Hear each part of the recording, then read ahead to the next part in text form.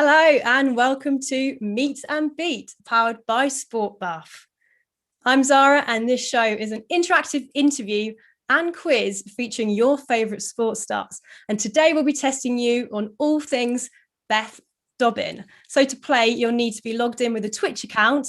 You'll then be able to interact with the quiz and the buffs that will show up on your screen, get yourself on the leaderboard, beat your mate, test your knowledge, and the person at the top of the leaderboard will be in for the chance to win a fantastic prize. It's a Nike water bottle. On your profile within the leaderboard, you can add in your email address, and that way we'll be able to reach you and find out who the winner is. So without further ado, let's say hi to 200-metre sprinter and Olympic hopeful, Beth Dobbin. Hi, thank you for having me on. Oh, it's a pleasure to have you. How are you doing? Yeah, I'm very well, thank you. Are you? Yeah, really good, really good. So excited to do this meet and beat. And to anyone that's joining us for the first time on Meet and Beat, you are in for a treat because Beth, you know, you have such an incredible story and it's fantastic to have you here. And I can't wait to get into it and find out all about your career. And I hope you guys have been doing your Beth homework. So we've got 10 questions on Beth's career coming up, 10 points for the right answer, and a couple of points for participation too. So get involved with the chat. I'll be looking out on the stream. And if you think that you can be the Meet and Beat champion today, then let's get into it. Beth, you grew up in Doncaster, didn't you? How did you get into sprinting?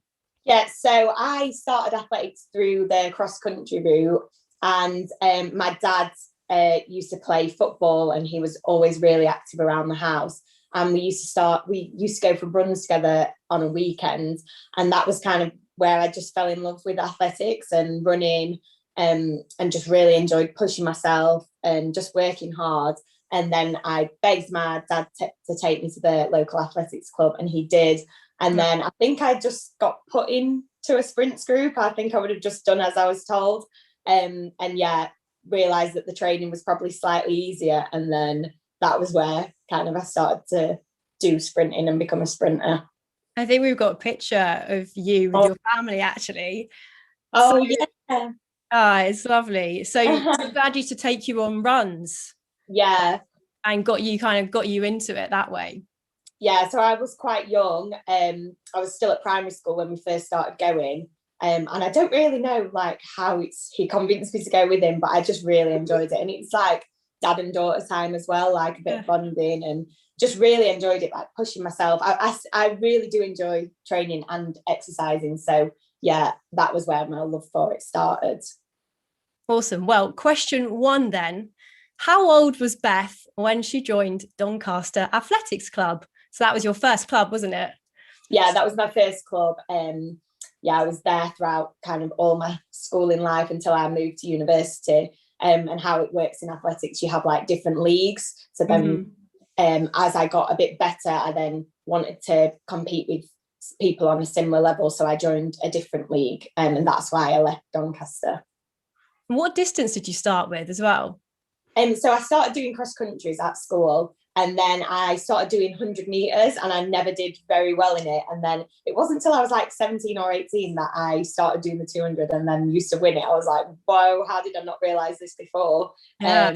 So then, yeah, I think it was just like I always used to finish. I still finish strong in my races now, but when I was younger, I always just used to finish strong. So yeah, I'm really grateful to like my first coach for introducing me to the 200s. Yeah, well, that was amazing as well. So the buff went up and 0% of people got it right. You were 12, weren't you? Yes, I was 12. Yeah. Amazing stuff. There we go, testing you guys already. So around that age, you found your love for sprinting, didn't you? And you were really getting into it. And unfortunately you suffered quite a terrible thing, didn't you? You suffered a seizure. Can you tell us about that and how difficult that time was as a young person? Yeah, so when it was happening, I didn't really know what was going on. So the day before the big seizure happened, I was at school and my arm was just kind of moving involuntary and I was having all these twitches. And me and my friends actually just thought it was really funny and just like, oh, what are you doing? And then I went for an exam that day, in my first ever GCSE exam. And then the next morning I was getting ready for school And I remember trying to put my mascara on, and I couldn't put my mascara on because my head was like jerking backwards and my arm was twitching. And I remember being more worried about going to school without any mascara than I was about all these weird twitches that was happening.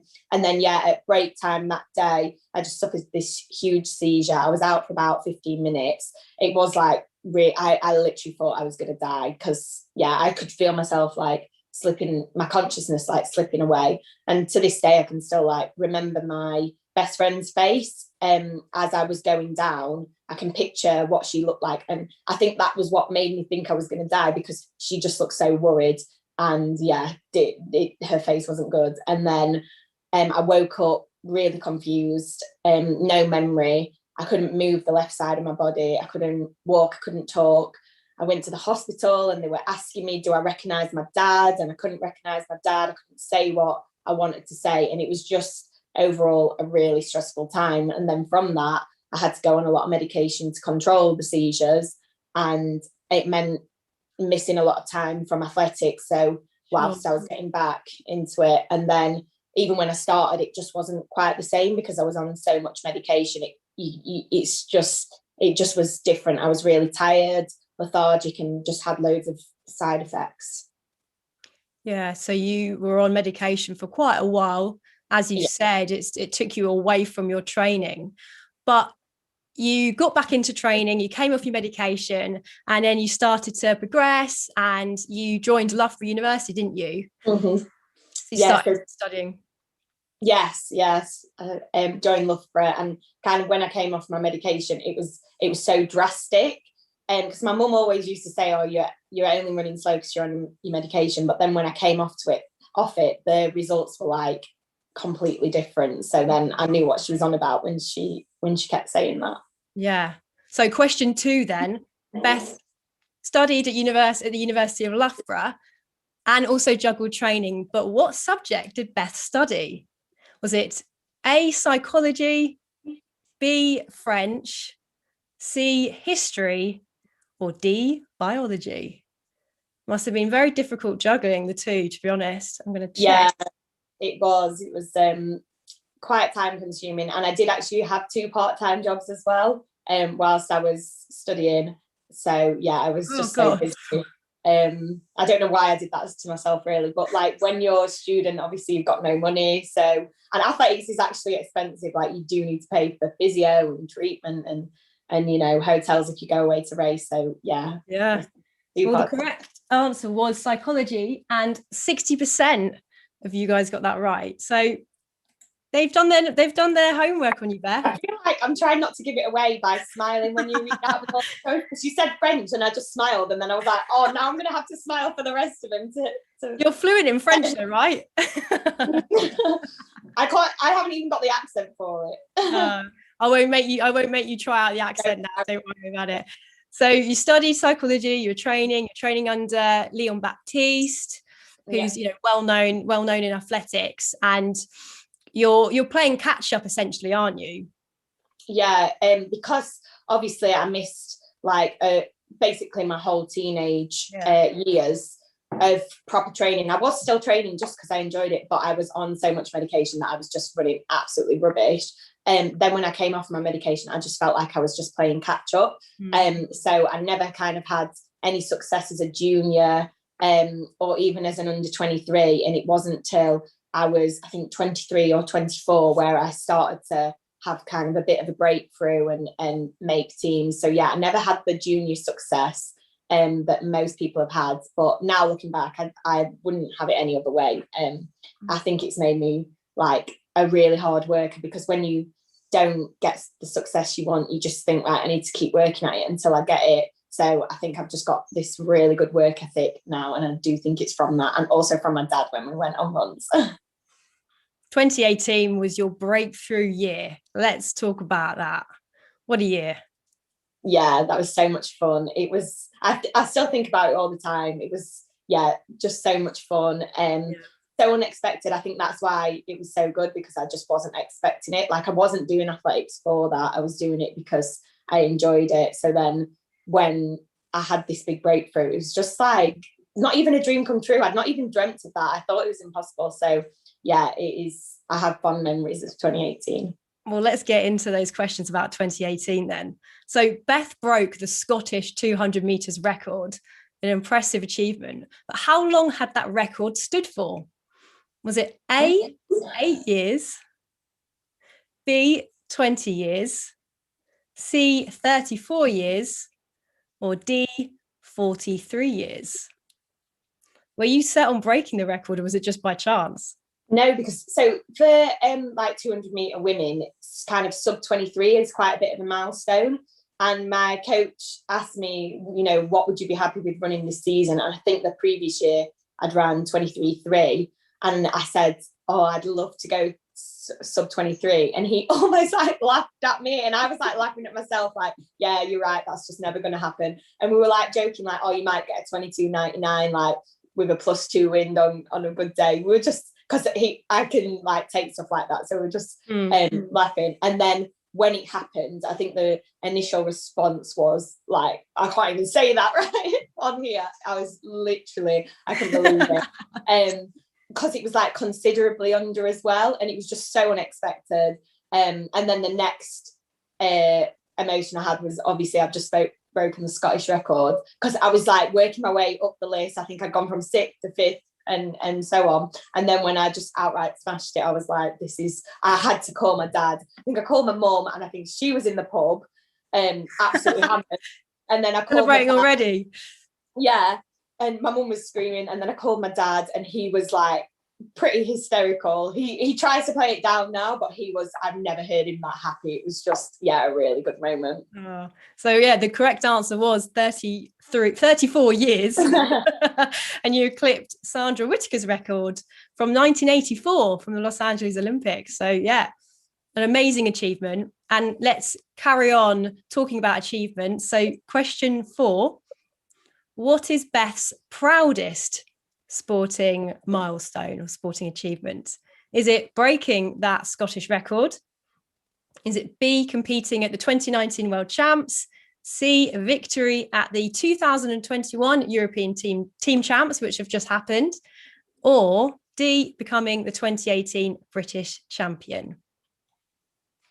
Lots has been done within a short space of time in your career, but I'm just going to check the leaderboard to see who is doing what.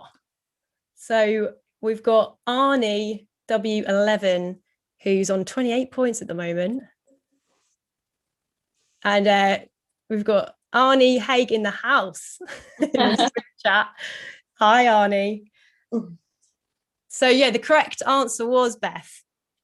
2018 British champs. I was really trying not to say that as well, because throughout the talk, because yeah, that moment was just like, even my interview after that race, I just can't contain how excited I was. It was just, I don't think I'll ever experience anything like that ever again, because you think, yeah, when I thought I'd never get a GB vest, or I thought maybe I'd be like the 6th member of a relay if I moved to the 400s, and then yeah, to get obviously the top spot, it was just literally the best day of my life.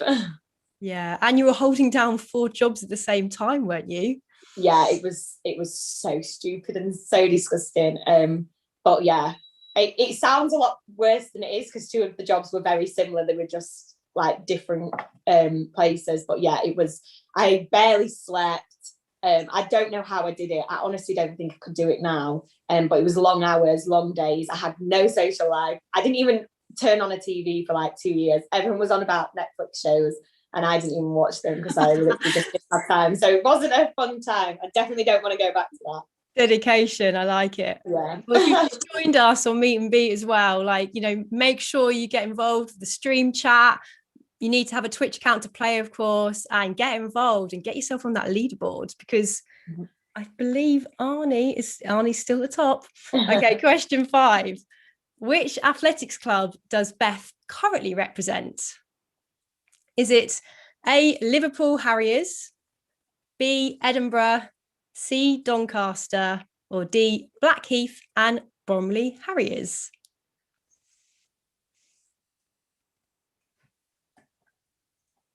And you also represent Scotland, of course. Yeah, so that's through my dad. My dad is Scottish. He moved down here when he was about 23. or maybe a bit earlier. Sorry, Dad, if you're listening. And I got that. And then I met my mum and stayed here. But I'm so glad that I chose to do that because he got me into the sport. I definitely wouldn't be an athlete if it wasn't for my dad. So to do that and repay him, that's really special to me. And obviously we've got the Commonwealth Games in Birmingham next year. So I really hope that they can be there to see me actually compete for Scotland, because I missed out on the Commonwealths in 2018 by a hundredth of a second. Yeah. And then in Glasgow still I kind of thought I had an outside chance of going. So it'll be like the third one I've tried to go for. So I'm really looking forward to that. Yeah, well, can't wait to see you there. Fingers crossed. And if you got Edinburgh right, then well done to you. 10 points to you guys. Right. Okay. Question 6. Who is Beth's sporting hero? Is it Jessica Ennis, Serena Williams, Alison Felix, or Paula Radcliffe? That's such a hard question because I actually love all of those as well. I love all of them. You're probably like, actually all of them, but no, there is one. There is one. You've actually included my second favourite in there as well. So well, we can reveal that as well. I think so. But who is your number one pick, Beth? It is Jessica Ennis. I absolutely loved watching her at London 2012. I think I was about 18 at the time. And I was obsessed with the Olympics. I watched every moment. I bought loads of weird like Olympic memorabilia and stuff like that. So absolutely love Jess. Oh well, 75% of the viewers watching Meet and Beat right now pick Jess too. So she's amazing. Who would be your second? It would be Alison Felix, who I actually got to race in 2019, and oh my God, I asked her for a photo at the end of the race and I was stuttering all over the place. I was so embarrassed because I was like, I love you so much. You're one of my favourite athletes ever. I did not play it cool at all. But she was so nice. I was proper fangirling her. Question 7. What is Beth's current personal best time in the 200 metres? Is it A, 22.50 seconds, B, 22.65 seconds, C, 22.70 seconds, or D, 22.78 seconds? What event was that from, Beth? It was from the London Diamond League in the anniversary games in 2019, and I kind of was having a bit of a rocky season until this race, and it came a bit out of nowhere. So and it was actually, this is so cringe, but it was actually the same lane that Alison Felix won her gold medal in, and Usain Bolt won his gold medal in, actually. Meant to be. So what's the correct answer then, Beth? It's 22 seconds 50. Yeah, brilliant. Well done to you guys for whoever got that right. Let's check the situation. Let's check the leaderboard. Yeah, still Arnie. Let's read the chat. Got to be Jess. Yeah, you're right. Knowledge, can't teach that. Love it. Yeah, keep chatting in there. Love to see it. Okay, so 2020, what a year. Tokyo gets postponed. Your dream is to be an Olympian, isn't it? Yeah. And you're training in like COVID times. I think we've got a little compilation, actually, a little training clip to show you. And check out that apron. It's not a good look, is it? It's really not a good look. But that must have been gutting. Last year, and with Tokyo being postponed. So is the dream still to be an Olympian? Oh, 100%. Like when it got cancelled, it wasn't even the cancellation that was devastating. It was the whole build up to that, like everyone talking about, is it going to be cancelled? Is it not? And so you just had weeks, if not months, of just thinking about it potentially being cancelled and having to keep the motivation. And it was just like an emotional roller coaster, because one minute you'd be thinking, no way will it be cancelled, it's the biggest thing in the whole wide world, and then something else on not a similar scale but another sporting event would get cancelled and you'd just be like, this could happen. And then when we went into lockdown, I think that was when I was just like, it's done. But I still look back on that, because in 2020 my training was going really well. I didn't have any injuries. And so I've been really resentful about not being able to obviously go to the Olympics last year. So I think the race that I did in Poland last weekend was such a confidence booster for me, because I have actually had some niggles going into this 2021 season. And every time that's happening, I'm just like, what are the chances? 2020 was perfect. For what? No races. Now 2021 has been a bit rocky, and this is when the Olympics are supposed to be. But fortunately, obviously I had a good race and everything is going in the right direction. So those thoughts are kind of slowly coming out of my mind. But yeah, lockdown wasn't too bad, because I'm quite a motivated person anyway. So I was still training as normal. I didn't not train. I think I had 2 weeks where I did sulk and eat loads of cake. But then apart from that, I picked myself up, and then it was pretty normal for me. I'm quite like an introverted person anyway, so the isolation didn't really bother me. And yeah, I just cracked on really. Yeah, as best as you could, I guess. Yeah. So the question for you next is, when was the last time Tokyo hosted an Olympic Games? We're only weeks away now, so this is going to be a test for you guys. So was it 1960, B, 1964, C, 1968, or D, 1972? Testing you as well here, Beth. I know. Well, have you been to Tokyo before? I'm not very well travelled. So I've been to America once, and Doha was actually the longest flight that I can remember. And I was so bored. I just didn't even know what to do. And I don't think I get bored that easily. But I was just, after about 4 hours, I was like, I felt like itchy almost. I wanted to get off, and we had like 3 hours to go. So I think I've heard Japan's like 11, 12 hours. I'm not going to be in a good mood. Like, I'll have to take some fun stuff to watch. Hopefully sit next to one of my mates. And yeah. Well, if you got 1964 right, then well done to you guys, because that was the year, a long time ago. As I said, it's coming up. Is it? You're working towards the British trials for qualification, aren't you? So you've got quite a big month coming up, right? Yeah, this feels, obviously I accepted Tokyo, but this feels like the biggest month of my life. Because and it's came around so quick, which is mad, because obviously we've had lockdown, we've had a whole season of everything being postponed, and then before you knew it, the season was upon us. And I've never missed a season before, so I did come into this year feeling quite nervous. And my first couple of races as well, I was really nervous, but then by my third race I felt a lot better. So I don't feel worried going into British champs. Well, obviously I'm nervous because I want to do well, but I'm not like a couple of weeks ago I was like, this is just too much for me to take. But I've got a big race next week. I'm at the Rome Diamond League, so I'm looking forward to that. And then literally just the British champs. Need to finish in the top 2 because I've got the standard.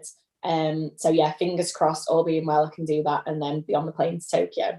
The long plane to Tokyo. The long plane journey. But May was an amazing month for you. Talk to me about that, because we've got a picture actually of you in Italy, and you look super happy. I love it, because it's the first time you ran, wasn't it? Since 2019. Yeah, it was weird because I just felt like I missed this so much. And when you're training, you just kind of get stuck in a rut of train, go home, sleep, eat, train, and you get just stuck in a routine. And then in Italy, I was like, this is literally why I train. This is what I do. And I think it had been between 500 and 600 days since my last race in Doha, probably. Yeah.